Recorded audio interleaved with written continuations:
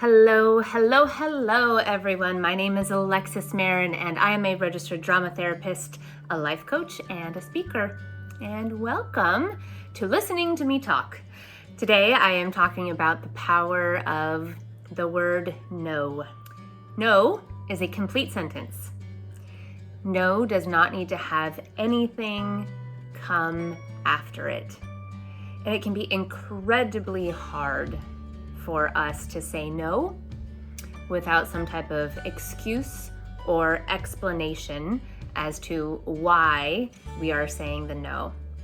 But there is an incredible amount of power behind being able to say no and put a period after it. I'm in a class right now, and one of my homework assignments for this week was to practice saying no. And in my practice this week, I realized that there are actually a variety of different ways to say no. One thing that I've been practicing this week is a bit of a passive no, where if somebody sent me a text message where I didn't necessarily have to respond right away. For me, that felt like a bit of a no, because I'm usually somebody, if I'm available, to respond back in a pretty quick response. I've also said no to accepting a phone call. Sometimes maybe a friend calls or somebody that I know wants to chat and I just don't have the bandwidth for that at the moment. And so I deny the call or I refuse the call. Somebody actually asked me if I'd like to talk this week and I said no. And I had to sort of take stock of all of the stuff that came up for me in saying the no. There was a bit of guilt.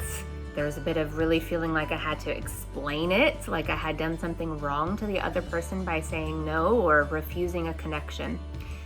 So there's often a lot of work that has to be done around being comfortable with saying your no and knowing your reason why. And even for yourself, acknowledging that sometimes it's just no and that that's okay as well. I find that this is also a very gendered experience, in that it is usually the role of a woman to be very willing and accepting and the yes person. And a no from a woman is a very different experience than a no from a man. And oftentimes has to do with boundaries and how we see those particular roles.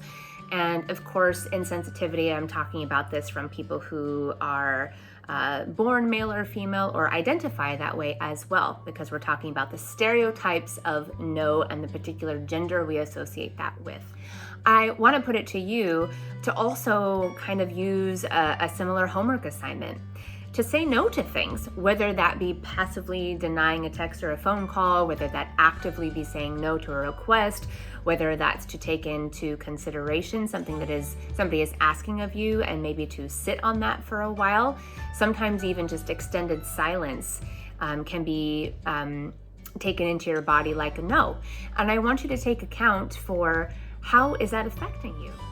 How do you feel when you say no?